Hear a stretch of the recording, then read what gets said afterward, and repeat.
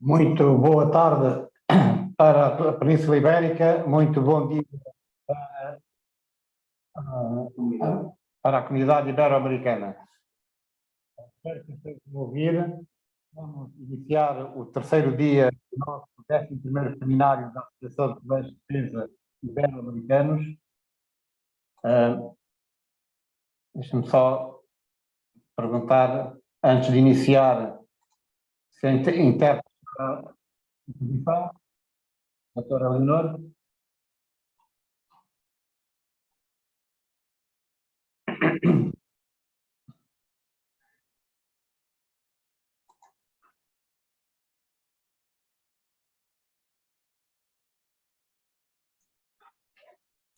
Doutora Leonora, está-me a ouvir, por favor?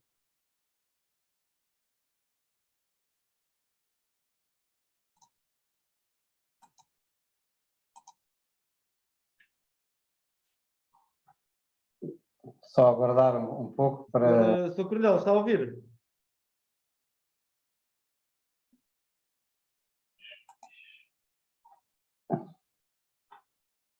Doutora Leonor, está-me a ouvir?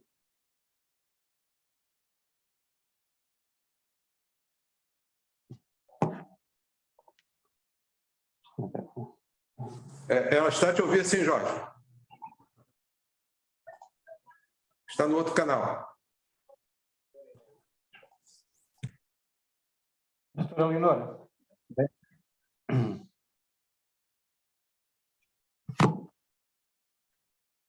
Sr. Coronel, está no português ou no espanhol? Estou a referir... boa tarde a todos. Houve aqui um problema técnico que já está resolvido. Vou passar hoje para o terceiro dia do 11º seminário.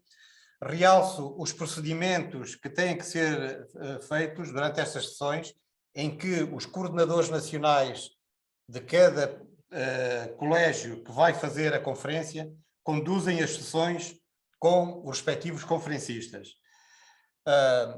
Temos tido, como podem ver, mais de 900 inscritos neste seminário, o que é uma responsabilidade grande e que temos que ter em consideração. Reafirmo mais uma vez que temos tradução simultânea de português para espanhol, mas não acontecerá o mesmo quando tivermos de espanhol para português. Por fim, dizer que o site, o link para aceder à sala virtual, esta em que estamos, é sempre o mesmo até ao final do nosso seminário. Sem mais delongas, vou passar a palavra para o Sr. Coronel Ricardo Freire, da Escola Superior de Guerra do Brasil, que vai iniciar e conduzir esta sessão. Bom dia, Jorge. Me escuta bem? Me escuto muito bem. Está tudo muito bem. Bom dia à Ibero-América, uma muito boa tarde à Península Ibérica. Que as minhas primeiras palavras sejam de agradecimento da Escola Superior de Guerra do Brasil, em especial do nosso comandante, o vice-almirante Gilberto Santos Quer, ao Instituto da Defesa Nacional da República Portuguesa, na pessoa de sua diretora, a professora doutora Isabel Ferreira Nunes, e ao meu dileto amigo, Coronel Jorge Costa Campos. Registro a gratidão por essa oportunidade concedida à Escola Superior de Guerra do Brasil de participar deste evento tão significativo. Este agradecimento se reveste de uma conotação afetiva especial, uma vez que nós, brasileiros, guardamos profundo carinho, grande admiração e respeito pelo povo português, nossa alma máter, a quem muito devemos pelo que hoje somos. O conferencista de hoje, para abordar o tema do planejamento integrado de proteção de fronteiras, será o coronel de cavalaria da reserva do Exército Brasileiro, Ricardo Alfredo de Assis Faial. O Coronel Faial é graduado em Ciências Militares pela Academia Militar das Agulhas Negras, é mestre em Ciências Militares pela Escola de Comando e Estado-Maior do Exército, é pós-graduado em Educação à Distância pela Universidade de Castelo Branco, possui MBA, especialização em Administração e em Gestão de Projetos pela Fundação Getúlio Vargas. Também possui o curso de Política, Estratégia e Alta Administração do Exército, da Escola de Comando do Estado-Maior do Exército, além do curso superior de defesa desta Escola Superior de Guerra.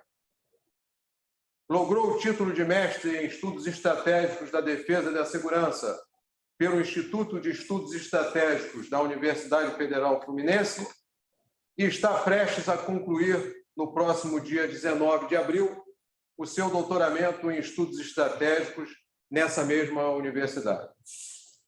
Para não me estender mais, passo a palavra ao Coronel Faial para a sua exposição.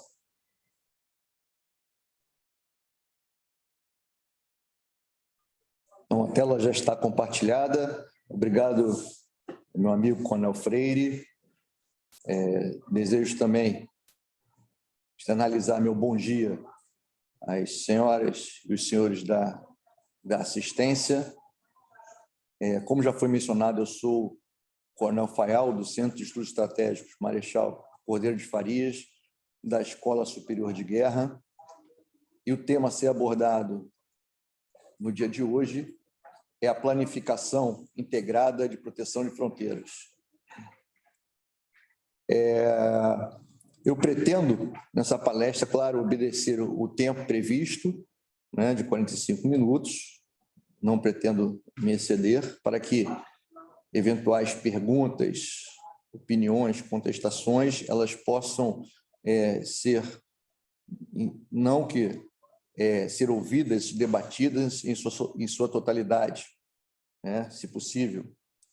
Essa palestra vai ser desenvolvida no sentido lato, ou seja, eu não vou me apegar à defesa de países nem a contenciosos, até porque, exatamente como está no tema, não existe essa previsão, mas no sentido integrador, essa proteção das fronteiras integradas. Né? Também, eu não pretendo esgotar o assunto, tendo em vista a amplitude, o vasto cabedal de teorias e de informações a esse respeito. A minha ideia aqui é colocar essa área ou esse tema de proteção de fronteiras em pauta para discussões e desenvolvimentos posteriores.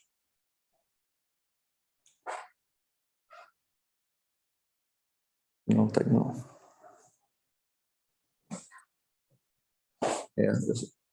Peço somente a paciência dos senhores aqui, porque nós não estamos passando os slides.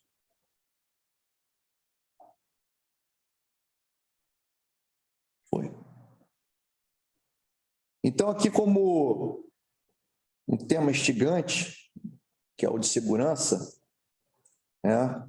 Aí está projetado que os povos que se negaram a admiti-lo, o sistema de segurança, aprenderam no pó da derrota a lição merecida, exatamente do nosso general, saudoso general Golbery.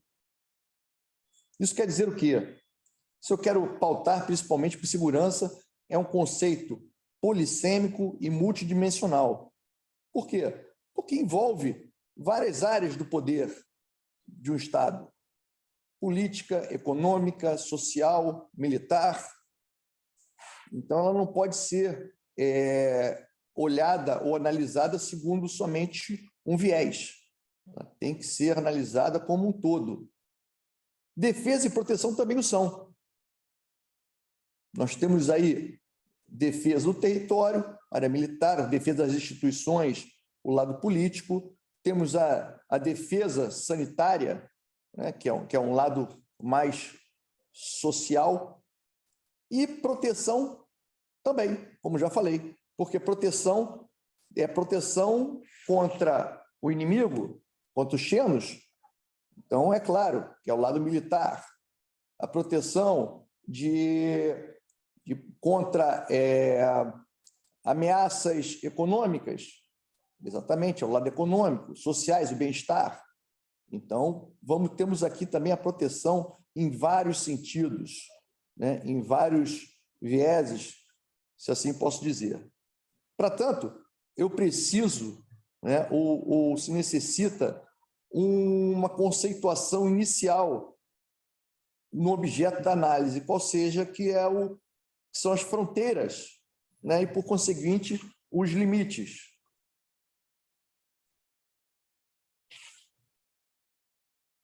Para tanto, eu vou entrar no sumário, que é a introdução que eu já acabei de fazer, essa parte conceitual que acabei de falar, uma integração e proteção das fronteiras europeias. Vou dar uma rápida passada na Ásia, nas fronteiras na América Latina, fronteiras na América do Sul e fronteiras no Brasil. Notem que não coloquei a expressão integração e proteção da América Latina para baixo.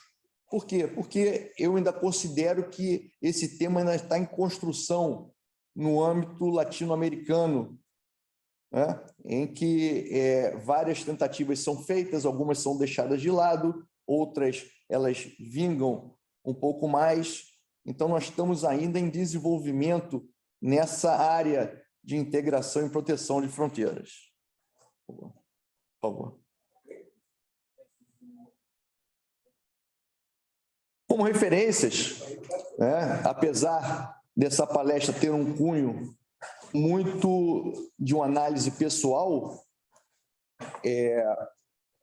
alguns autores foram importantíssimos para que se montasse essa palestra, para o lado teórico dessa palestra. Então, aqui estão projetados esses autores, né, para que os senhores tomem conhecimento. E aí entramos na conceituação. A fronteira, ela é muitas das vezes confundida com a noção de limite. E não é espanto nenhum quando se ouve falar de limite querendo dizer fronteira e fronteira querendo dizer limite. Então, fronteira, inicialmente, ela é uma linha imaginária. Isso aí no sentido tradicional. Ela não é precisa. O conceito de limite, sim. Esse é uma linha precisa, nitidamente traçada no terreno. Geralmente, né, traçada em pontos de fácil visualização, como rios, como elevações, etc. Mas nem sempre. Nós vamos ver isso a seguir. O conceito de fronteira, ele possui uma maior abrangência, como já foi inicialmente citado. Ele está passando por um processo cada vez maior de alargamento conceitual. Então, essa necessidade de se analisar tanto a parte de fronteira como limite, ela tem um histórico bastante interessante, se me permite fazer esse breve adendo.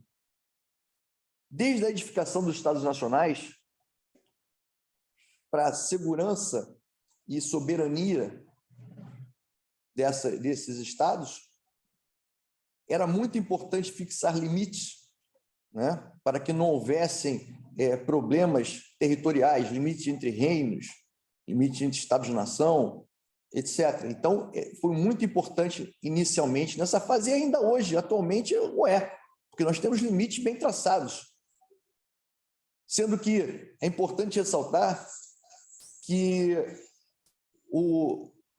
desde o início do século XX até o final, né, deste século, o número de estados passou de 50 para mais de 200. Então, nós temos aí exatamente essa ideia do que é limite, o que é fronteira e sua importância dentro do sistema internacional, dentro da demarcação e dentro da integração dos Estados nacionais.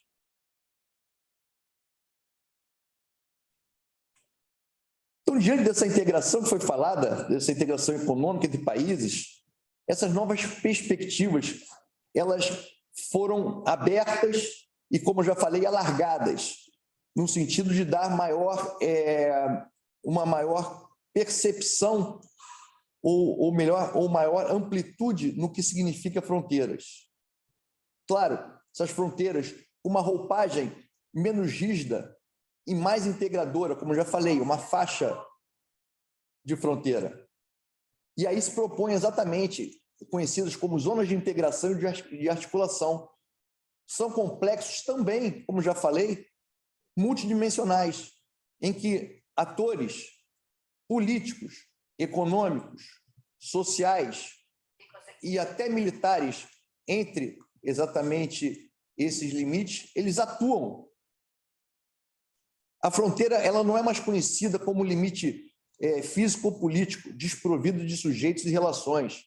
Ela é um ator, ela pode se perceber como ator dinâmico, porque ela está sujeita, essas fronteiras, a todo um dinamismo social, um dinamismo econômico, né, da política dos estados.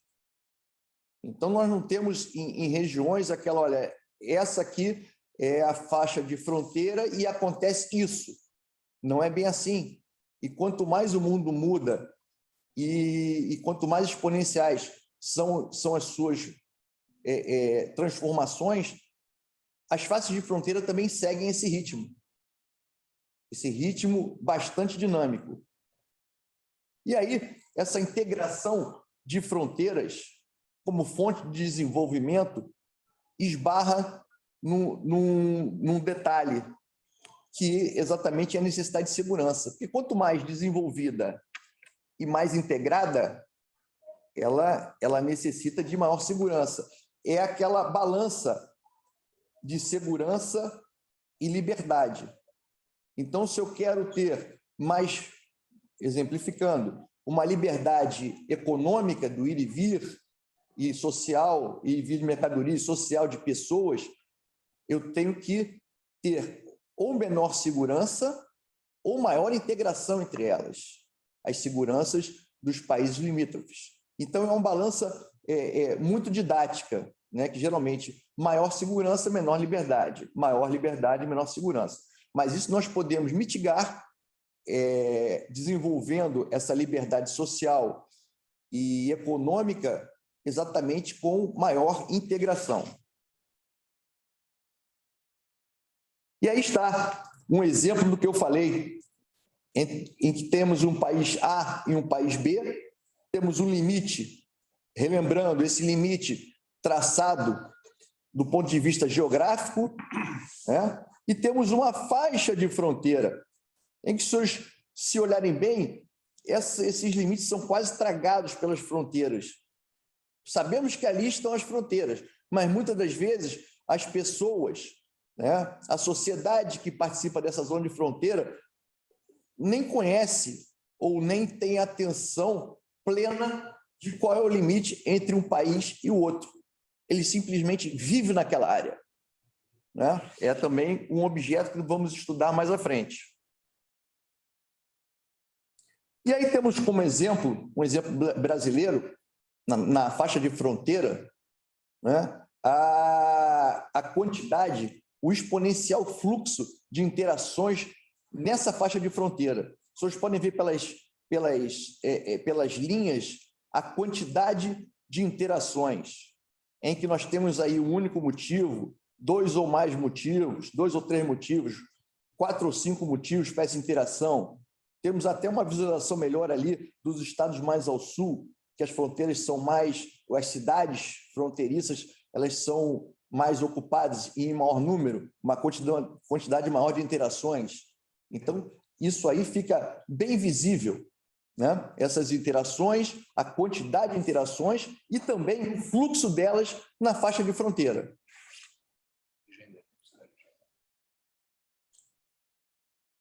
E aí vamos passar para a integração e proteção nas fronteiras europeias, né? Com o pós-Segunda Guerra Mundial e a tentativa de reerguimento desse continente, surgiram vários instrumentos ou várias análises, né, sobre como melhorar essa integração numa região bastante mutilada pelo conflito, a Segunda Guerra Mundial. E aí Faucher, né, ele estabelece uma organização, ele dá ensejo, né, ao que seria uma organização dos países europeus no mercado comum, que mais tarde, na verdade, essa união, né, no mercado comum seria transformada em União Europeia. Com essa União Europeia, a noção de fronteira rígida e não articulada, né, praticamente aí aquela no sentido imutável, ela é rejeitada. Então, nós temos aí já uma intenção de integração, de dinamismo, como já foi falado ali. A fronteira rígida e não articulada é rejeitada. Percebe-se aí esse dinamismo nessa expressão. Vocês podem olhar aqui, já entrando no tema do espaço Schengen, que o Reino Unido ele não está nesse espaço. Os senhores olhem, podem observar que a cor azul mais escura são Estados-membros da União Europeia, a mais clara são Estados não membros da União Europeia, mas que estão dentro desse espaço, e aí depois as outras cores aí como um adendo. E aí vamos lá, o que é exatamente o Schengen? Então, ele é tido como exatamente uma das principais realizações dentro do projeto e do espaço europeu, né, em que ele foi iniciado, né, com um projeto de 5 países, né, e acabou se tornando a maior zona de livre circulação do mundo.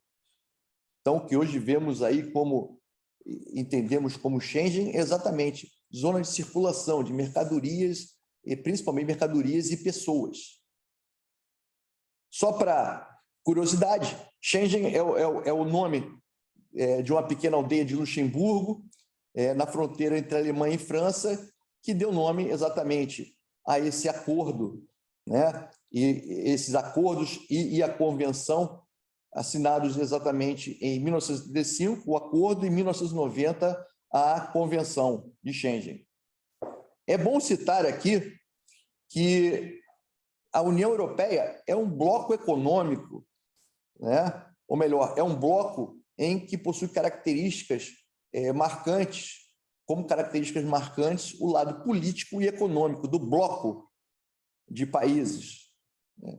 Schengen já é uma ideia com viés mais econômico e social, exatamente esse livre passar entre fronteiras, entre a questão aduaneira, etc. Então, é bom que fique ressaltado que a União Europeia é um bloco, realmente, e Schengen é uma área, né, em que o trânsito de pessoas e mercadorias ele é facilitado, ou, na verdade, não existem, ou não é a intenção em um mundo ou numa perspectiva normal que existam esses embargos aduaneiros nas fronteiras dentro da área Schengen. Então, ele faz parte de um espaço sem controles nas fronteiras internas.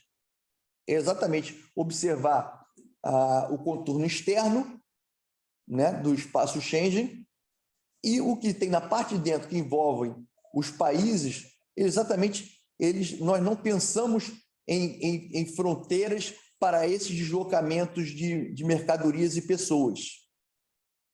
Dentro desse espaço, ele tem que ser harmonizado, é claro, nas suas fronteiras externas.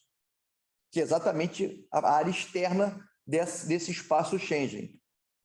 Por quê? É claro e é fácil perceber que, uma vez entrando dentro desse espaço, como não existem essa preocupação com o controle da ida e vinda de pessoas e mercadorias, depois de entrado dentro desse espaço, se torna difícil, né, obstaculizar qualquer grupo, qualquer pessoa de andar livremente dentro do espaço Schengen. Essa tentativa de proteção do espaço Schengen, ele é muito visualizada em termos da consolidação da Frontex, que nós veremos adiante. Essa harmonização dessas fronteiras externas com o espaço Schengen é exatamente realizado por intermédio da Frontex. Aí está aí, também como curiosidade, a assinatura do Acordo Schengen, em 85, em que temos atrás ali uma zona aduaneira e um X ali cortando ou simbolizando o término das zonas aduaneiras nesse espaço. É bastante significativo essa foto e o que quer dizer esse espaço.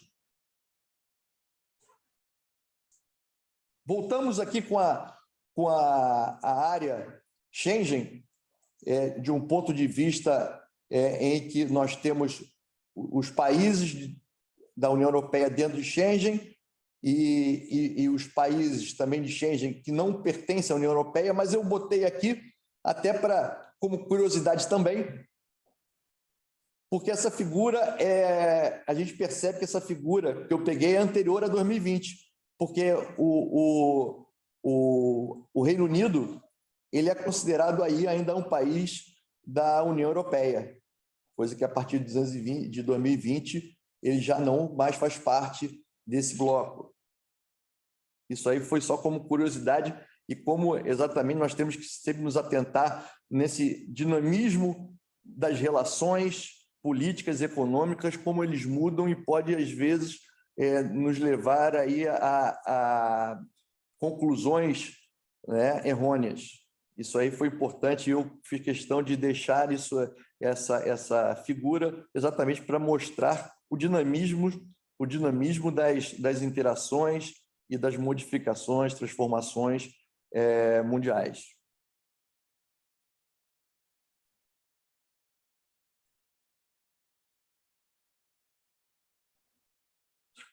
Bom, passamos então à Frontex. Como eu já falei, que é o escudo do espaço Schengen, e exatamente tem essa missão de auxílio dos Estados-membros da União Europeia e dos países associados do Schengen. Então, vemos bem que tem países associados do Schengen e países dos Estados-membros da União Europeia. Tem países que são da União Europeia, não estão no Schengen, e países que são da área do Schengen e não estão na União Europeia. A Frontex ela tem o intuito de emprestar maior proteção a esses dois elementos. E aí, em 2016, essa agência, né, a Frontex, ela também passou a incluir em seu escopo combate à migração, né? Ou melhor, controle da migração, gestão de fronteiras externas, principalmente, e um combate à criminalidade organizada. Controle de migração, por que seria?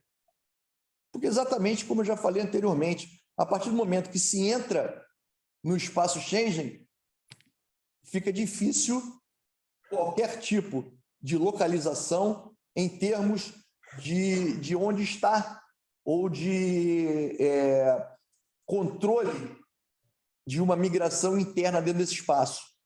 Da mesma forma, a criminalidade transfronteiriça, depois que entra nesse espaço, ou depois que passa pela área compreendida pela Frontex, também se torna muito difícil tomar atitudes eficientes contra esse tipo de delito, tendo em vista exatamente a permeabilidade, a extensa, a grande, a enorme permeabilidade dentro da área Schengen.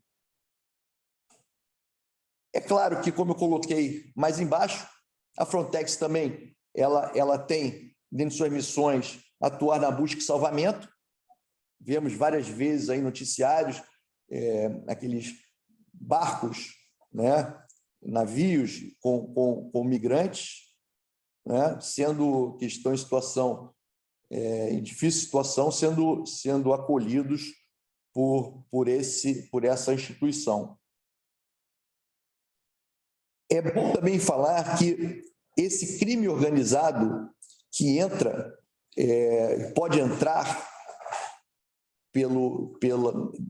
pelos limites da Frontex, pode entrar na área Schengen, ele já é visualizado segundo uma Convenção de Palermo e também os entendimentos da ONU, que extrapolam ameaças aos países, aos Estados-nação, como simplesmente as guerras.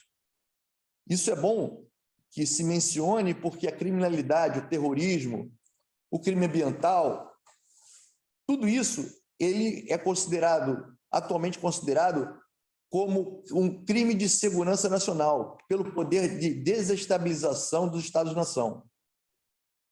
Então, é bom que se diga que essa criminalidade transfronteiriça, não é apenas não são pequenas coisas.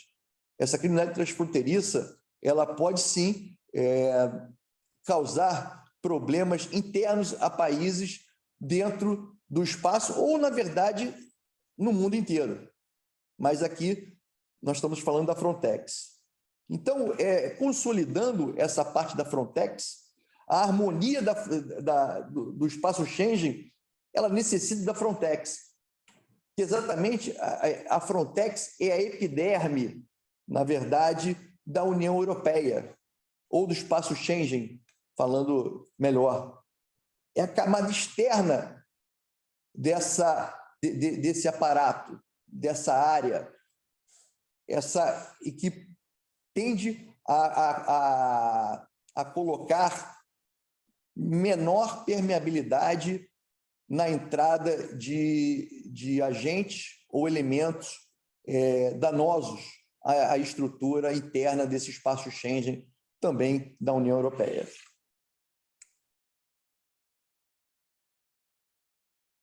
E aí nós temos, para exemplificar a respeito do que chamamos aí da Frontex, da instituição Frontex, vocês podem perceber que essa estrutura consolidada, em que nós temos aí controles terrestres e aeroportos, que esses controles terrestres, vejam bem, essa epiderme, que eu chamo aí a Frontex, ela se forma principalmente entre o oeste e o leste europeu, né? E exatamente, é claro, a União Europeia, mas os senhores podem ver aí o forte controle de entradas que se tem sobre pessoas, sobre mercadorias do oeste, do leste para o oeste e vice-versa, mas mais, é claro, na entrada da União Europeia, do espaço Schengen.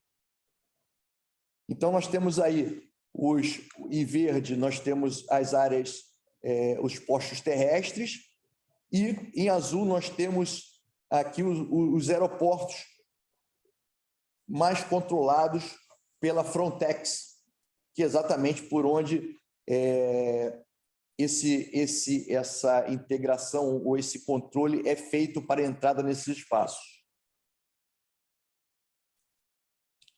Bom, como eu falei, nós vamos dar uma rápida passada aqui na ASEAN, que é a Associação de Nações do Sudeste Asiático, mas como um exemplo do que se quer ter, né, como norte, como o espaço Schengen e a União Europeia. Então, essa ASEAN, ela está objetiva na verdade,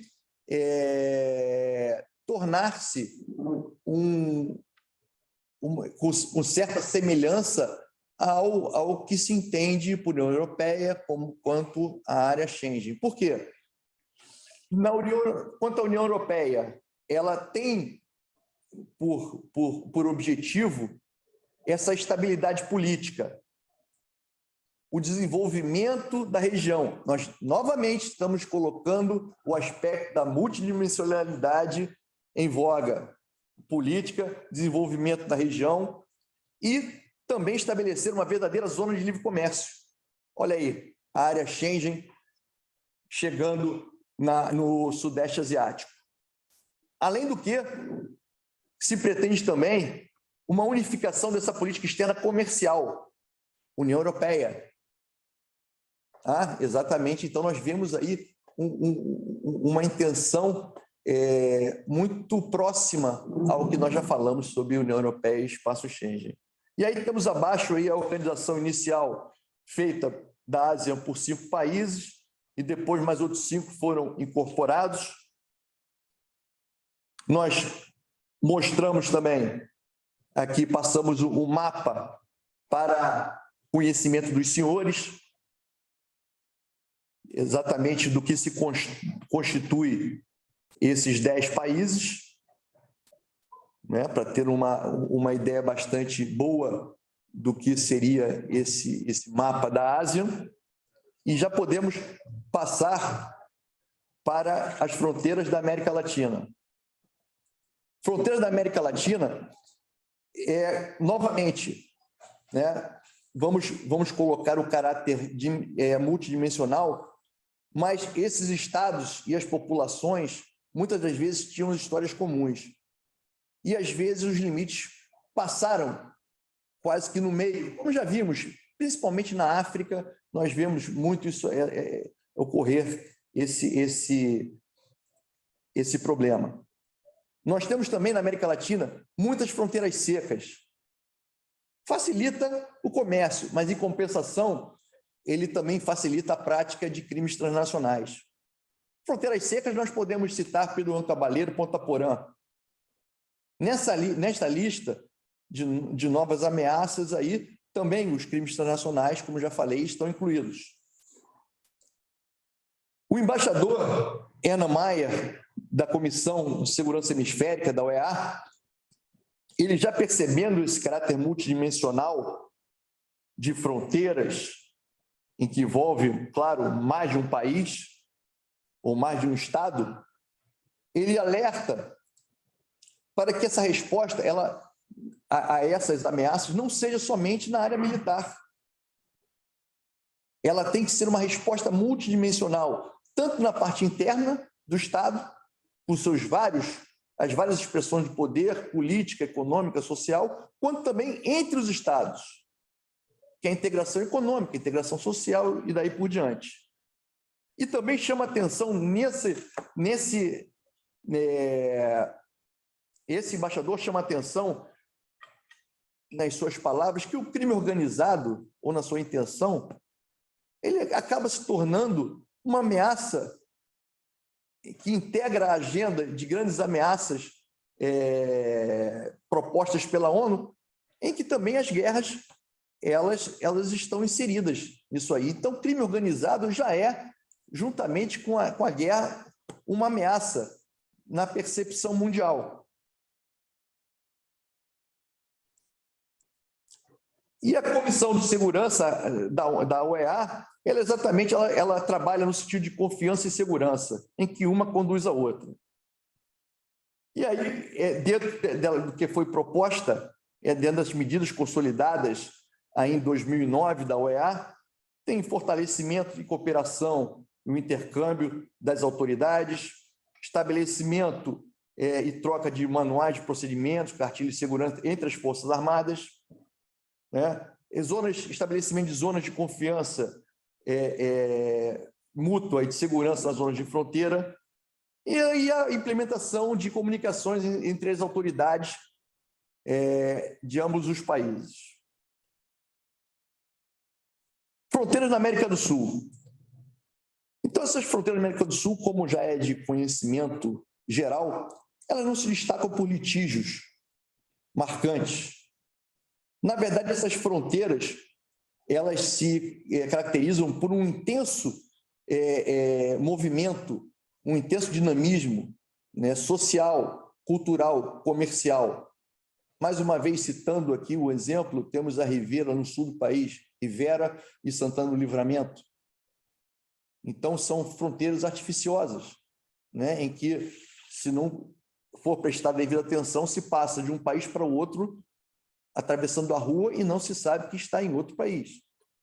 Isso é muito comum, já aconteceu comigo isso aí, inclusive nessa fronteira.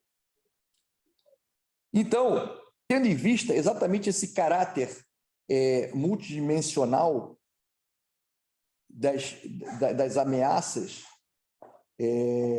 e da segurança, nós temos que esse termo ele tem que ser melhor compreendido, né, nessas dimensões políticas, militares, econômicas e sociais, porque não é somente a segurança que é multidimensional, as ameaças também o são. São políticas, são econômicas, são sociais. Indo para a América do Sul, essas zonas, existe aí uma visualização de que essas zonas de fronteira, em muitos dos casos, são zonas marginais, periféricas do Estado. E os senhores devem conhecer a fronteira do país de cada um e saber que muitas das cidades que se encontram nessas fronteiras, elas não possuem um desenvolvimento adequado. Então, aí nós temos aí um primeiro desafio. Como desenvolver uma área dessa, ou como integrar uma área dessa com baixo desenvolvimento? Como desenvolver essa área para que esse desenvolvimento acarrete uma melhor integração? Como fazer, tirar essas zonas marginalizadas, localizadas em áreas de fronteira, para um real desenvolvimento e uma real integração com o lado vizinho? Isso é realmente um desafio, porque sem desenvolvimento, dificilmente vamos ter integração. E dentro dessa integração existe uma reivindicação de liberdade na circulação de pessoas. É claro, as pessoas nessas cidades, principalmente que não existem grandes obstáculos, elas querem ir e vir, suas mercadorias também, mas batem de frente exatamente com a perenidade ou com a estabilidade ou com o controle estatal. É exatamente aquela balança que eu já falei, da liberdade e da segurança. E aí, finalmente, nós vamos aqui para as fronteiras do Brasil. As fronteiras do Brasil, nós não podemos aqui afirmar que são fronteiras fixas. Apesar de que a zona de fronteira, mais embaixo já está colocado, a zona de fronteira, ela legalmente ela é reconhecida com um espaço de 150 quilômetros, que traz pontos bons e pontos ruins. A demarcação é boa, mas frente ao dinamismo, é difícil que seja estabelecido isso aí e obedecido ipsilíteres desse espaço de 150 quilômetros. Né? Essa faixa de fronteira, que muitas das vezes, como eu já falei, é considerado por zona de transição, de entre-lugar. Temos aí uma figura que exemplifica essa dificuldade de uma fronteira, ou uma facilidade de integração de fronteira, mas uma dificuldade de controle. São as cidades gêmeas. O que são cidades gêmeas? É uma cidade em que é praticamente uma mesma área em que existe um limite no meio dela que, para a direita ou para um lado, é um país, para o outro lado é outro. Então, nós temos aqui a quantidade, são 33 cidades gêmeas em que nós temos aí dentro do Brasil, dentro do território brasileiro, né? Dessas cidades que são gêmeas de outras, né? Com países limítrofes. E aí, como estabelecer postos de controle com essa quantidade de cidades gêmeas? Fica difícil, muito difícil. Como estabelecer postos de controle onde nós temos uma rua separando uma área em que nós temos essa rua aí, de um lado é um país, do lado é outro? Temos essa grande dificuldade. Outra dificuldade também para o estabelecimento de pontos de controle, que nessa figura, nesse mapa, nós temos 15 tríplices fronteiras, sendo que 9 delas, o Brasil, ele é integrante, ele é partícipe dessa tríplice fronteira. Temos aí, novamente, uma grande permeabilidade, mas problemas com controles fronteiriços. E para mitigar esses problemas que eu apresentei, o Brasil ele estabeleceu um programa de proteção integrada de fronteiras, que é o PEPIF. Aí está o símbolo dele, e já mostra aí a participação de vários órgãos federais e alguns estaduais, uma cobertura de radar, então já mostra bem para o que é a missão. Nós temos aí o PEPIF, cuja missão principal é restringir a ocorrência de delitos transfronteiriços. É bem marcante isso aí. A preocupação do Estado brasileiro com esses crimes, a criminalidade organizada e seu poder contra o Estado brasileiro. Nós temos aí embaixo a apreensão de cocaína, que nós podemos entender como aumento da produção, como aumento no comércio, mas também um aumento da fiscalização. Então, é o copo meio cheio disso aí. Está, por intermédio do PEPIF e de outras ações, essa fiscalização está se tornando mais efetiva. E aí é demonstrado como é que é a organização desse PEPIF. À esquerda, nós temos aí os vários agentes, principalmente os federais, alguns deles estaduais. Depois, nós passamos para um núcleo integrador, que é exatamente do Gabinete de Segurança Institucional, que possui dentro de seu escopo uma Secretaria de Segurança Nacional, e a partir dessa consolidação é mandado para a supervisão e aí vai por alto escalão. E no alto escalão são tomadas decisões de desenvolvimento, de retificações, e isso retorna aos agentes iniciais, Polícia Federal, Receita Federal, nós temos até as Forças Armadas incluídas nisso aí, a BIM, etc. Esses são os órgãos iniciais. Então, aí está um processo bastante teórico de como ocorrem as mudanças, os processos de obtenção do que é preconizado no PEPIF. Vamos aí passar rapidamente, já que nosso tempo aqui já está se esgotando, para o sistema de monitoramento de fronteiras. Esse sistema de monitoramento de fronteiras, ele teve por principal impulsionador a Estratégia Nacional de Defesa, que, aliás, é levada adiante pelo Ministério da Defesa, que, dentre outros projetos, tem o projeto Rondon, o projeto Casa Norte, operações militares, projeto de cartografia da Amazônia. E o CISFRON, na verdade, dentro desses projetos, ou desse escopo todo de monitoramento de fronteiras, de proteção, etc., nós temos a Estratégia Nacional de Segurança Pública nas Fronteiras, o ENAFRON, da qual o CISFRON faz parte, da qual o Sistema de Vigilância da Amazônia faz parte, e o Sistema de Proteção também. E o objetivo, além do que já falamos, né, também é não somente assegurar a segurança nas fronteiras, mas também o bem-estar da sua população, a soberania nacional brasileira. Então, o CISFRON, implementado na região amazônica, ele faz parte, ou ele pertence a um plano estratégico de fronteiras, e ele é um ponto de transição de uma mentalidade em que fronteira uma fronteira bem monitorada era uma fronteira ocupada com postos, para uma fronteira mais vigiada. Existe essa mais vigilância, menos postos de controle, até porque exatamente os senhores podem observar a permeabilidade e a extensão das áreas limítrofes ou da faixa de fronteira brasileira. É impossível estabelecer postos de controle em tão ampla faixa em extensão. Então, esse conceito de vigilância maior do que aquela que era a vigilância cercada ou a proteção cercada, fronteira segura, uma fronteira cercada, ele cai para uma ampliação dessa percepção, com mais vigilância. E exatamente esse CISFRON, ele é muito voltado para a busca de informações através de sensores, câmeras, viaturas, radares. Então, como eu já falei no início ali, é muito monitoramento, muita vigilância e exatamente pouca ocupação territorial de postos.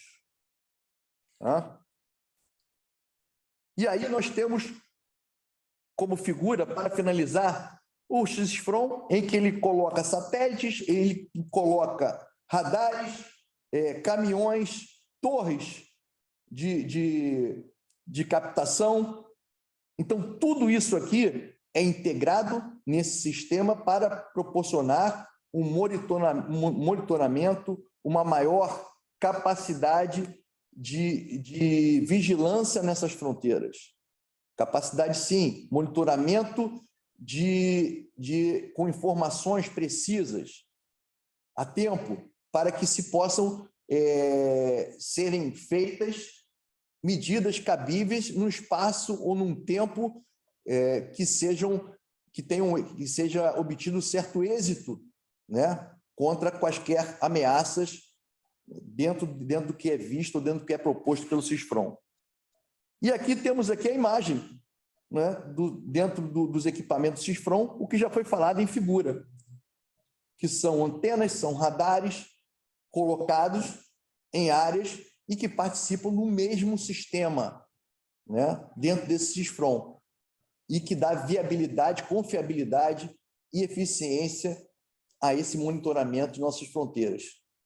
Por mais difícil que seja esse controle, novamente citando a sua porosidade, a extensão da faixa de fronteiras e também a grande extensão do território brasileiro com seus países fronteiriços. Dito isso aí, eu agradeço a atenção de todos. Pretendi não comer nenhum tempo dos senhores, e aí estamos abertos aí, frente ao Coronel Freire, nós podemos passar para a próxima figura, ou melhor, para a próxima atividade que serão as perguntas, será o debate. Coronel Freire, com o senhor e com a coordenação. Muito obrigado a todos. Nós que agradecemos, Fael, pela brilhante exposição. Vamos passar agora ao debate, né? O debate ele vai acontecer aqui pelo nosso chat. E enquanto as perguntas começam a chegar aqui, eu lhe pediria que explicasse um pouco mais duas questões. Uma é a sua apresentação do projeto Rondon.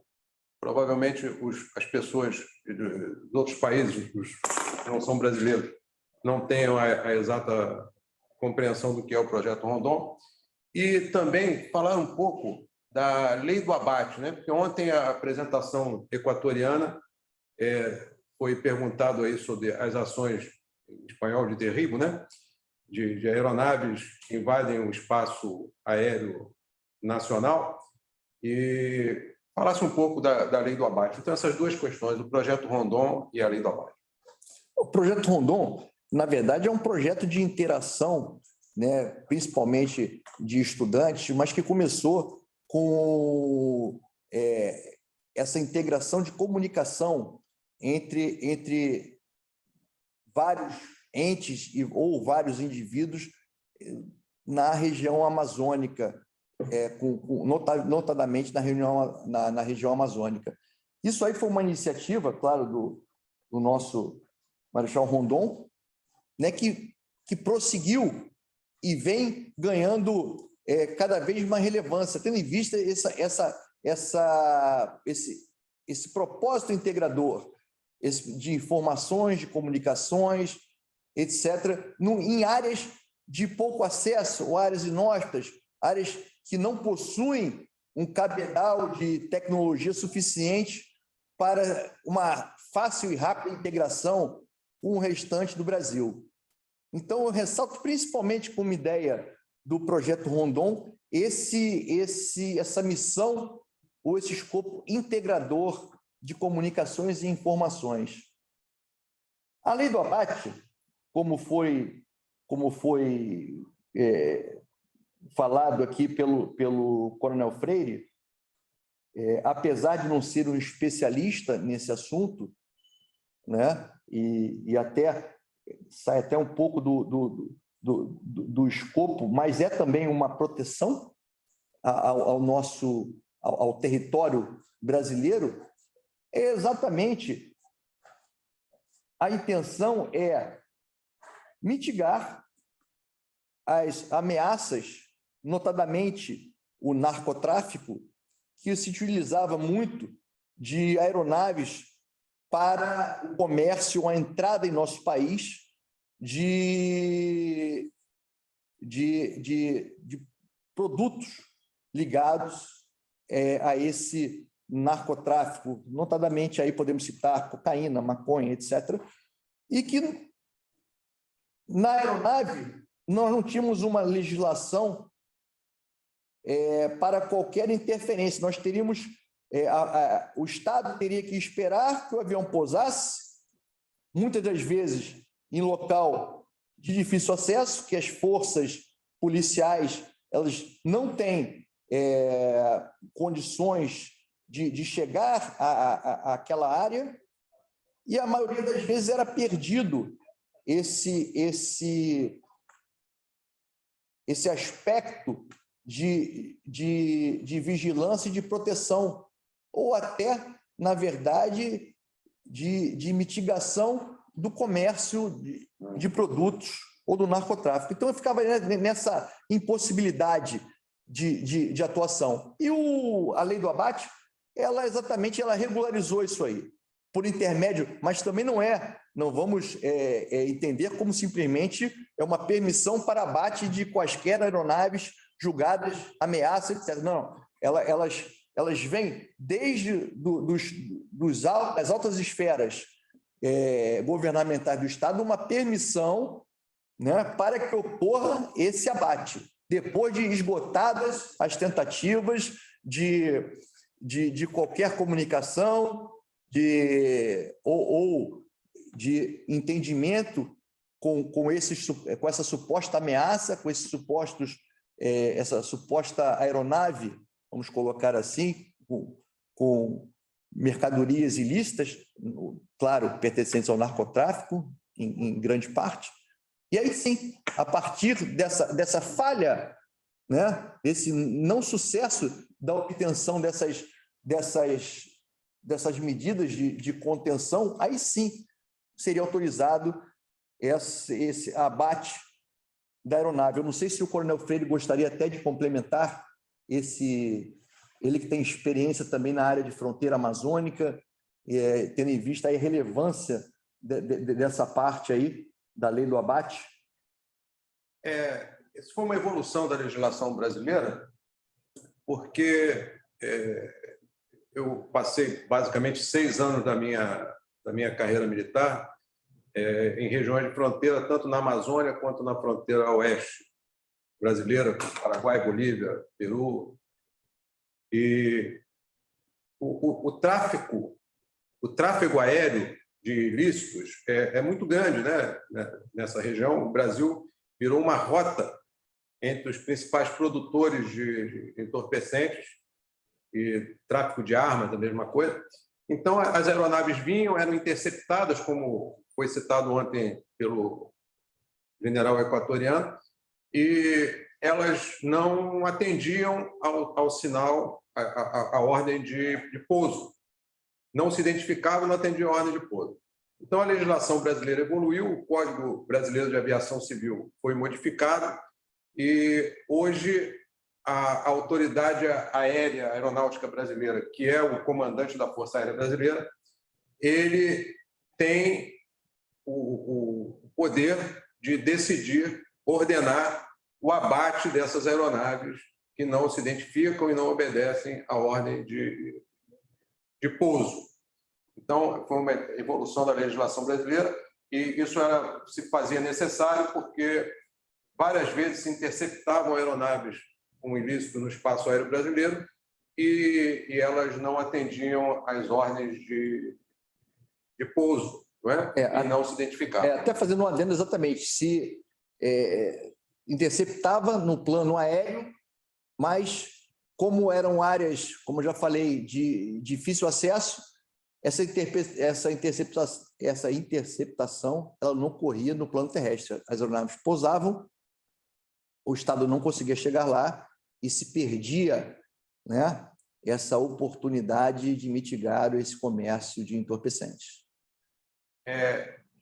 Houve uma pergunta aqui, Fael, de esclarecimento sobre... Você falou sobre fronteira seca, né? O que é fronteira seca?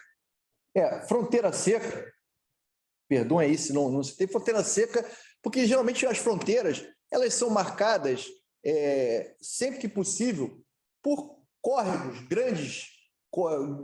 grandes rios ou montanhas, etc., mas principalmente rios, né? Ou mares, na verdade, é claro, nós temos as fronteiras aí entre mares, mas aqui no espectro aqui do continental, muito foi consolidado por cursos d'água, grandes cursos d'água. Essa fronteira seca é exatamente aquela que, como o nome está falando, ela não possui água. Elas são constituídas de ruas, de outros, de passos, etc., em que a pessoa pode passar de um lado para outro sem ter grande dificuldade. É o que não acontece, por exemplo, vamos colocar aqui, elevar aqui fronteira ao norte do Brasil, temos o Rio Amazonas, lá mais à esquerda, né? E nós temos aí o Rio Paraguai, são grandes cursos d'água que seriam facilitadores dessa demarcação de fronteiras, mas às vezes não as temos. Como eu citei aqui, Rivera e Santana do Livramento passa de um prédio para outro em que se atravessa uma rua.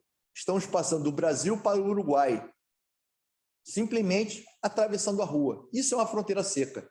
Espero ter esclarecido isso aí. Obrigado pela pergunta. Bom, vamos começar aqui. Eu vou procurar privilegiar, são muitas perguntas, vou procurar privilegiar um país de cada vez. Vamos começar aqui pela Espanha, pergunta que chega lá do nosso coordenador, lá do Coronel Pedro Polo. Ele pergunta quais são os principais problemas que são enfrentados nas regiões de tríplice fronteira. Bom, já posso responder isso aí de sopetão, que já né? É o crime transnacional. Isso aí, sem sombra de dúvida. Então, aliás, antes uma saudação ao Coronel Pedro, muito obrigado pela pergunta, uma saudação ao povo espanhol, saudou, na verdade, grande, né? Tenho grande vontade de conhecer, apesar de não conhecer esse país, mas conheço o seu povo que veio para cá e tenho muita simpatia. Novamente agradeço a pergunta. Mas então, voltando aí, o crime transnacional nessas tríplices fronteiras, eles aproveitam exatamente a porosidade, a dificuldade de contenção por postos de fronteira, a dificuldade de visualização de informações que deveriam fazer parte ali de um sistema integrado, e nessa falta de integração, nessa porosidade, é aí que o crime transfronteiriço, na verdade, podemos chamar de crime organizado, ele impera. Como o Coronel Freire já falou, é o narcotráfico, é o crime do tráfico de armas, de pessoas, né? Então, é um amplo espectro dentro do crime organizado. Novamente, ressaltando que o crime organizado, considerado pela ONU, como desestabilizador de estados e como realmente uma ameaça à segurança nacional. Então, vemos aí um problema no Brasil com 9 tríplices fronteiras, quão difícil é controlar essas regiões. Coronel Pedro, eu espero que eu tenha respondido a sua pergunta. Muito obrigado. Vamos passar à próxima pergunta, ainda lá da Península Ibérica. Pedro Rito. Ele cita aqui a questão das dimensões, né, nacionais aqui do Brasil, com fronteiras que englobam floresta amazônica, o Atlântico Sul, né? E ele pergunta quais são os nossos maiores desafios para a proteção dessas fronteiras e quais são os países que o Brasil tem conseguido desenvolver maior cooperação. Nós temos aí o Tratado de Cooperação, né, na área amazônica, tá? Temos uma organização para isso, é o TCA, para essa região, né?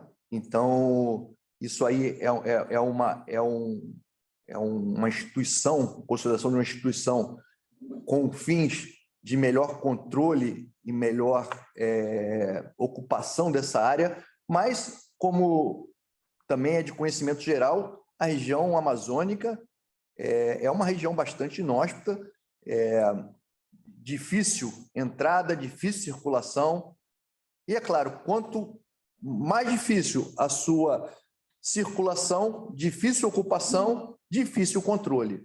Então, isso aí é um problema bastante grave, principalmente na parte do crime transnacional, que entram por aqueles rios, né, vindos ali do Rio Amazonas, aqueles afluentes, e se perdem e realmente são de difícil detecção. Isso é um grande problema nessa área. Mas as iniciativas já são feitas, elas já têm resultados, já bastante resultados positivos, mas, é claro, sempre existe esse problema da falta da ocupação, e pela falta de ocupação, um problema de integração também. Quando se referiu ao Atlântico Sul, o problema de integração, claro, que como já falou o Coronel Freire, é um divisor bastante grande, né? Isso aí que seria com a parte da África e outros países ali quer dizer, a costa africana, né? E o problema do Atlântico Sul é exatamente, às vezes, as capacidades, as ferramentas que tem o Estado brasileiro para fazer essa integração. Já é tentado, na verdade, várias vezes, nós temos acordos aí do Atlântico Sul em pauta, mas exatamente por falta de condições do Estado brasileiro, esse desenvolvimento ainda encontra-se bastante acanhado. Não sei se respondi a pergunta e agradeço também.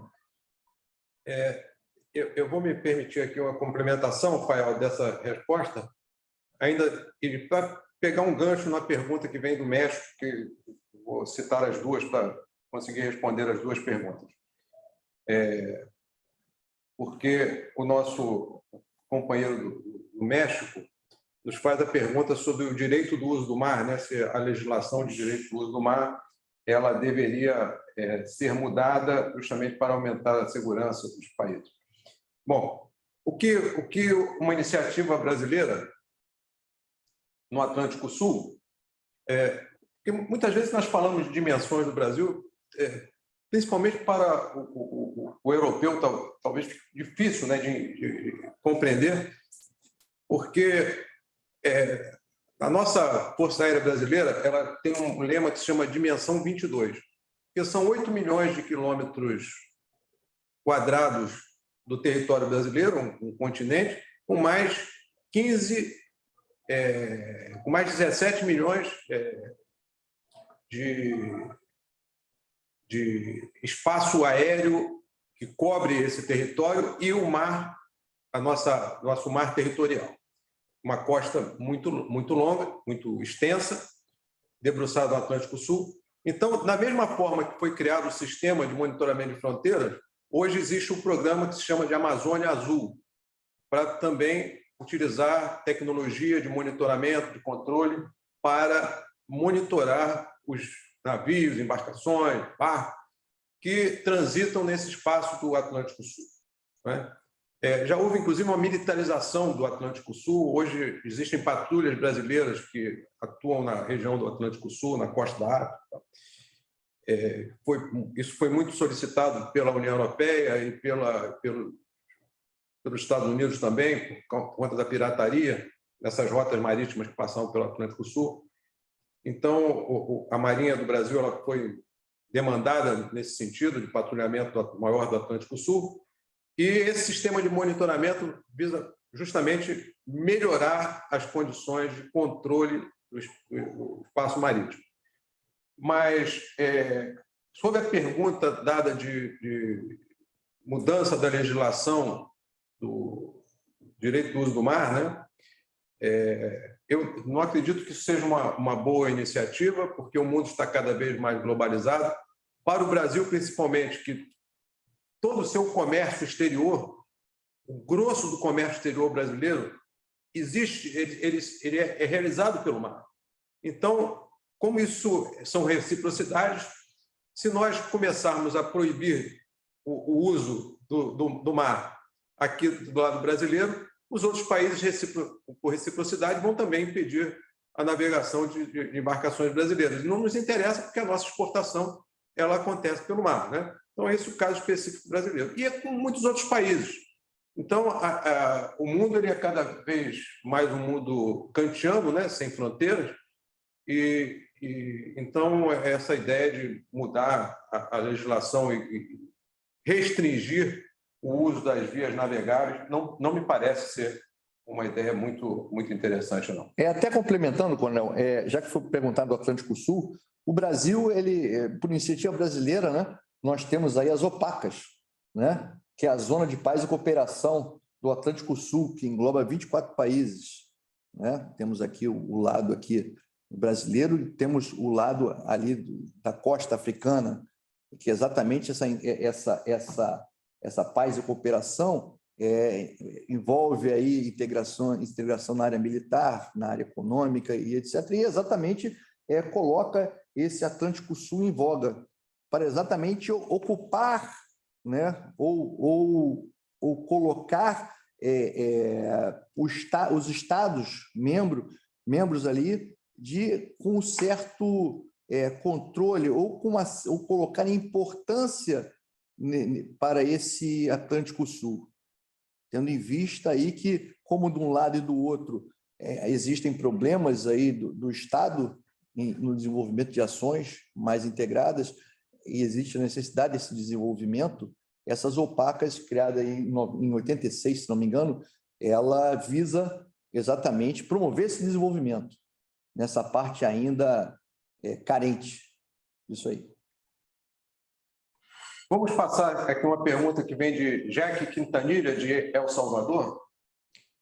E ela queria saber a nossa opinião sobre os fatores que têm fortalecido a continuidade do espaço Schengen na União Europeia e os resultados disso, né? Se a utilização dessas normas do espaço Schengen, elas têm fortalecido o desenvolvimento humano, a saúde e os campos multidimensionais, né, do poder na região. Eu acho que ela quer saber se a sua opinião é se esse acordo Schengen ele é positivo ou negativo. Na minha opinião, na verdade, é uma quase opinião mundial, é que esse acordo Schengen foi amplamente benéfico a todos os países. Né? Tivemos aí, ele resulta exatamente de uma liberação da fiscalização aduaneira, quanto a pessoas, quanto a mercadorias. Como eu já falei, esse acordo ele tem esse viés social e comercial, já que não é realmente um bloco político como é a União Europeia, né? Então, ele facilita muito essas interações econômicas e comerciais. É claro, econômicas e sociais. É claro que sempre, né, tem aqueles estados que mais ganham e aqueles que não ganham tanto. Então, estados menos desenvolvidos ali no continente europeu, eles ganham, por um lado, que é a inserção de capital, né, em sua nação, mas também perdem, porque perdem autonomia, né, certa autonomia econômica, e perdem também porque eles são conflagrados com um poder econômico de estados mais fortes. E aí degrada a economia local também. Então, mas, no geral, né, como um todo, esse espaço é amplamente, né, no meu ponto de vista, é amplamente benéfico, né, para esses países que compõem a Era Schengen. É isso mesmo, né? É a multidimensão da questão, né? Talvez isso impeça e atrapalhe muito aqui no nosso continente americano a adoção de medidas semelhantes, como de livre comércio, porque à medida que nós retiramos as taxas alfandegárias dos produtos, eu acabo por, muitas vezes, destruir a economia local, não é? Então, esse talvez seja o maior problema. Como no espaço Schengen o desequilíbrio social e econômico é menor. Isso é mais fácil. Isso foi muito impactante, exatamente, para esse desenvolvimento desse espaço no continente europeu, também exatamente a sua eficácia, né? Para isso foi esse hiato, ou essa menor diferença econômica, social, política entre os países, e que realmente está dando tanto certo que realmente ele é copiado, tenta ser copiado, como eu já falei, pela Ásia. Nós aqui no continente sul-americano, nós tivemos aqui algumas tentativas, né? Mercosul, Unasul, então, que carecem de maior desenvolvimento, mas exatamente porque, além de uma disparidade de países, assim, nós estamos um continente ainda com muitos países em desenvolvimento que se apegam muito às questões internas de cada estado. Então, como nós temos, nossos países, ou os países sul-americanos, ainda possuem uma quantidade muito grande de produtos internos, de problemas internos, e não tem ainda capacidade de dar esse passo para uma maior integração externa. Esse é um dos motivos, acredito. Vou dar espaço agora a uma pergunta que vem do Equador.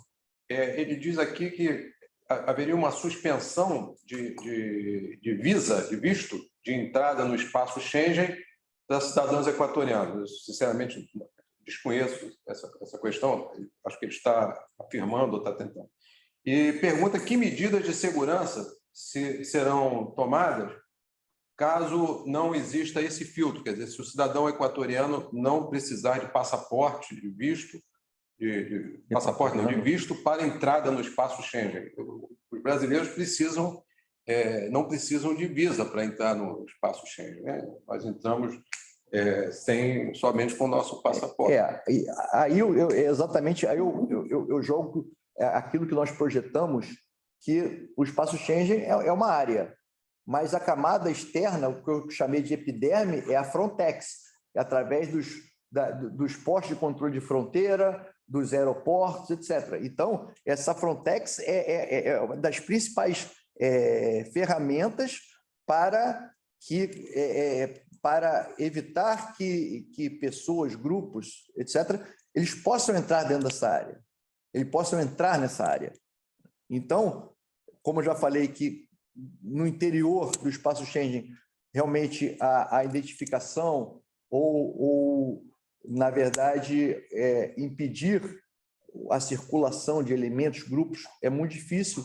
Nós temos essa barreira inicial colocada pela Frontex. Eu não sei o caso equatoriano, realmente, eu posso até dar uma estudada nisso aí, mas, a princípio, como nós sabemos, entrou tanto por terra, mas principalmente, como é o caso aqui dos países sul-americanos e americanos, por avião, tem aquela entrada dentro da área e depois a circulação ali no interior da área Schengen, ela não é obstaculizada por postos de fronteira, por grandes expensões, etc., em casos normais, deve-se ressaltar, em casos normais. Agora, quanto ao Equador, eu não tenho essa informação. Vamos agora dar um espaço aqui. Pergunta vem da Colômbia. Carlos Sanches Beltrán.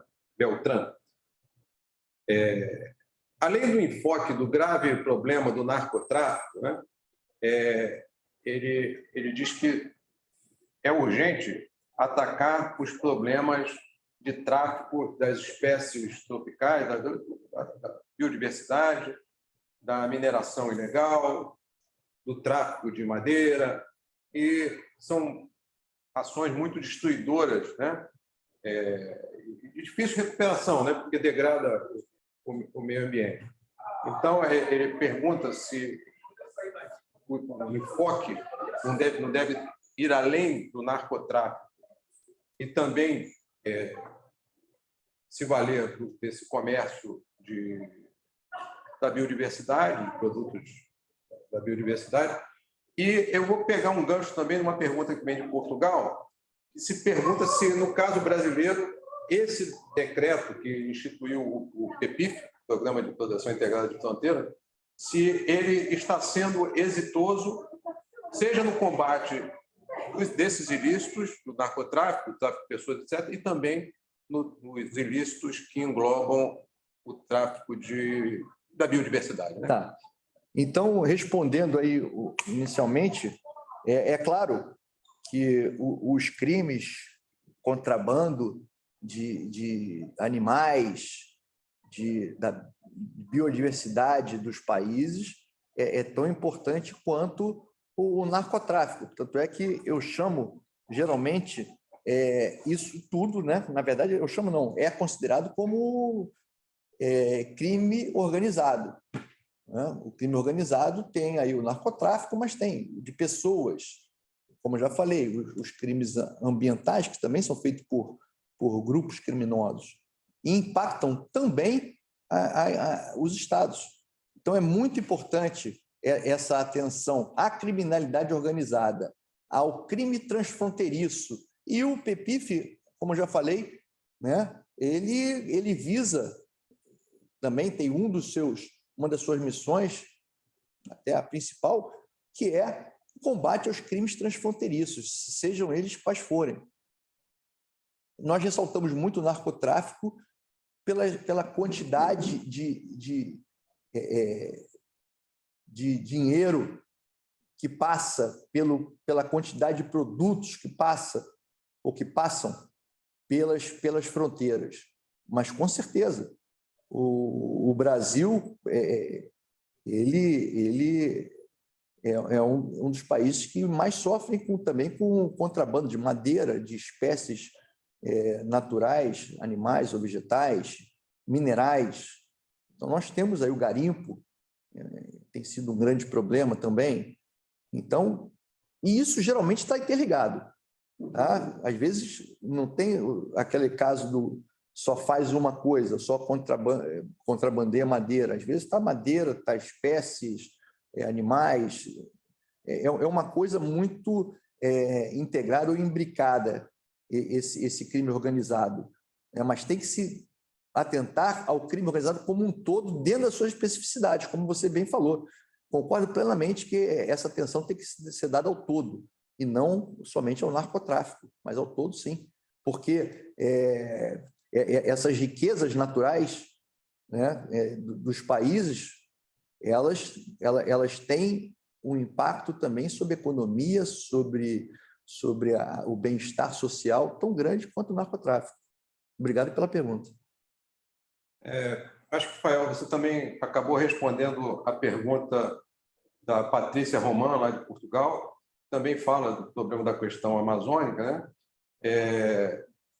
O Brasil é muito atacado, não é, pela mídia internacional, como se fosse um vilão do desmatamento, da degradação da Amazônia.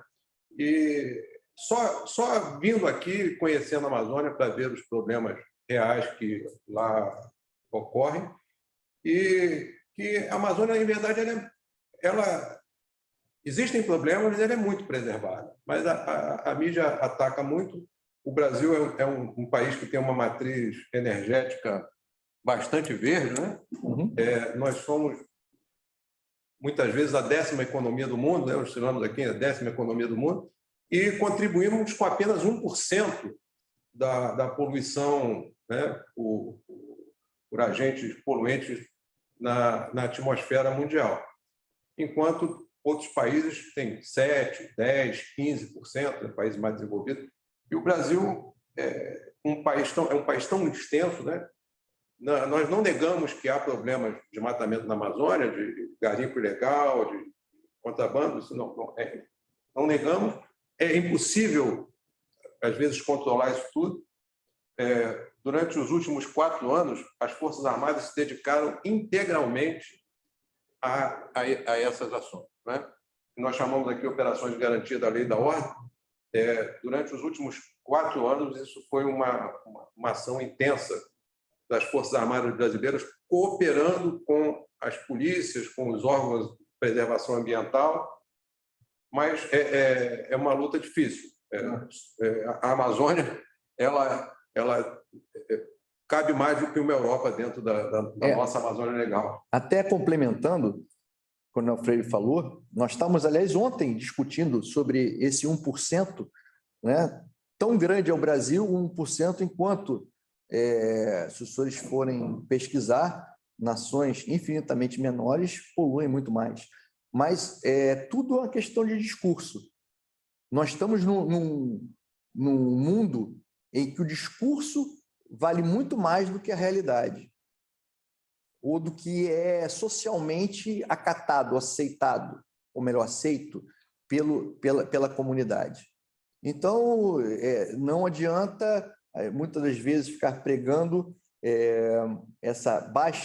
esse baixo índice de poluição no Brasil, que não é em um governo, mas tem seguido isso aí. Essa taxa, ela às vezes eleva um pouco, desce um pouco, mas ela segue sempre baixa. Esse discurso ele é muito potente, né? Exatamente, claro, como todo, as nações têm interesses nisso aí. Então, temos que ver qual é o interesse de quem contribui com esse discurso de Brasil, desmatamento, poluição, queimada, etc., etc., quando realmente os dados não comprovam isso aí, né? E a própria mídia interna, às vezes, também exorta isso aí, coisa que, se comparativamente à área nacional e ao percentual de poluição, desmente esse discurso internacional em que o Brasil tem sido feito refém. Eu vou aproveitar esses últimos minutinhos que nos faltam aqui para dar espaço ao Peru e a Honduras. Então, uma pergunta que vem do Peru, lá do nosso Caim, pergunta aqui como deveriam atuar os governantes aqui da região, acho que ele se refere à América do Sul, que já que a maioria nós temos fronteiras que estão basicamente abandonadas, né, como foi citado na palestra, são cidades marginalizadas. e isso gera a perpetuação do crime organizado, narcotráfico, terrorismo e outros ilícitos, né? Então, qual seria, no campo político, o que os governantes deveriam fazer para mitigar isso? Essa é a pergunta que vem do Peru. E a pergunta que vem de Honduras, Jorge Cabreira, ele diz que as nossas fronteiras são como esponjas, né, que elas absorvem situações boas e situações ruins, né?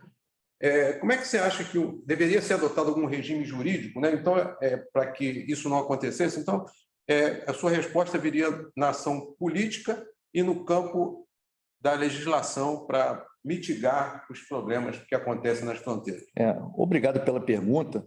É claro que, como foi citado na palestra, integração vem com desenvolvimento, né? E como nós temos grande parte das regiões fronteiriças marginalizadas na América do Sul, acaba sendo quase um impeditivo, né, essa integração, porque realmente só integra no sentido positivo, né, uma região que tem o bem-estar social, que tem seu desenvolvimento já acontecendo, e aí nós podemos tomar medidas positivas para implementar e desenvolver cada vez mais esses espaços.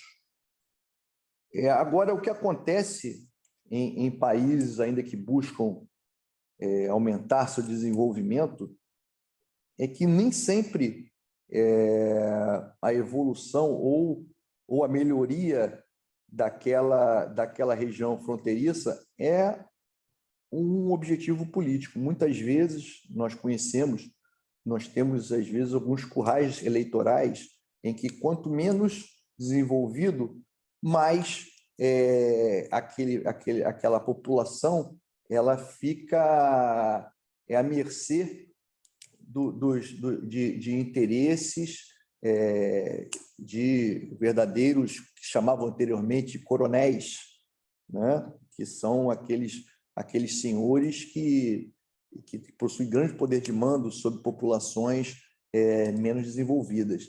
Isso aí é um desafio muito grande, que é desenvolver os estados, não só desenvolver as cidades centrais, mas levar o desenvolvimento para as bordas, né? Para os seus limites, para as suas zonas de fronteira, em detrimento, é claro, alguns interesses não serão atendidos nisso aí. É claro que existem muitos interesses conflitantes e que só possuem ou só ganham algo com esse não desenvolvimento dessa área. Quanto menor o desenvolvimento, mais fácil é a perpetuação do crime e etc. Obrigado, Rafael. Eu acredito que você tenha acabado respondendo também a pergunta de Jorge Trigueiro, lá de Portugal, e também de Lizardo Del Carpio, lá do Peru, e fala justamente sobre o problema do desenvolvimento socioeconômico e desafios aqui no Mercosul para fazer algo parecido com o Schengen. O problema do desequilíbrio socioeconômico, né, que nos afeta sobremaneira aqui na América, e fica muito complicado, porque isso tem que ser integrado, né? Nós falamos de integração, falamos de multidimensão das ações, porque se a cidade brasileira na fronteira com o Paraguai se desenvolve muito e a do Paraguai se desenvolve muito pouco, obviamente as pessoas que saem do Paraguai e vão buscar bens, serviços, produtos do lado brasileiro. Se acontecer o contrário, é a mesma coisa, né? Então, nós precisamos integrar, conseguir um padrão de desenvolvimento harmônicos para que esses problemas de fronteira se resolvam. Realmente é um desafio a vencer e abarca todas as expressões do poder nacional, dos países limítrofes, como um todo. Eu busquei aqui nessa moderação, Rafael, dar espaço a todos os países. Certamente não atendi a todas as perguntas, mas vejo aqui que a maioria delas direta ou indiretamente, foram respondidas durante a apresentação. Lhe agradeço muito. Agradeço a todos aí pelo prestígio, pela assistência, pela paciência. E retorno, então, ao Instituto da Defesa Nacional de Portugal, Jorge Costa Campos, para o encerramento. Muito obrigado, Sr. Professor Ricardo Faial e meu camarada e amigo Ricardo Freire, por a condução desta sessão. Foi uma sessão muito útil, muito interessante e que, estou certo, foi do interesse de todos. Gostaria então de terminar agradecendo à Escola Superior de Guerra do Brasil, na pessoa do seu comandante, pela disponibilidade em ajudar na organização deste seminário e que se prontifica sempre para nestas ocasiões, ajudarmos toda a comunidade ibero-americana. Muito obrigado e bem-ajam à Escola Superior de Guerra do Brasil. Vamos terminar fazendo só uma referência que vai alterar também um procedimento que havia do anterior. Todas as sessões se iniciam às 14 horas GMT. Na Europa vai haver uma mudança de hora. Não sei se na América, nos países ibero-americanos, não há. Isso quer dizer que passa a ser GMT, 14 GMT é sempre 14 GMT. Para Portugal será GMT mais 1, para a Espanha GMT mais 2. Portanto, a hora mantém-se. Uma vez que no documento estava a dizer 14 horas de Portugal, mas atenção, é 14 horas GMT. Para os países ibero-americanos não muda a hora do seminário, só muda para Portugal e para a Espanha. Posto isto, informo que são distribuídos todos os dias uns links para podermos acessar à gravação das sessões que são dadas. À medida que os países enviam as apresentações, nós enviamos as apresentações via secretariado, portanto via CZN, e também pelo nosso grupo do WhatsApp para os coordenadores, a quem eu peço o favor de distribuírem por todo o vasto número de alunos que existem neste seminário. Sem mais, vou-me despedir, no entanto anunciando que para a próxima semana, mantendo-se às 14 GMT, teremos a quinta conferência a cargo de Espanha, através da Guarda Civil Espanhola na Vigilância de Defesa das Áreas de Fronteira e que será conduzida pelo CZN. A todos muito obrigado, desejo um excelente fim de semana e cá estamos na próxima terça-feira para nos vermos novamente no seminário.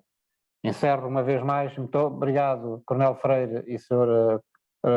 Professor Ricardo Faial, até uma próxima oportunidade. Muito obrigado. Obrigado. Obrigado. Até semana que vem.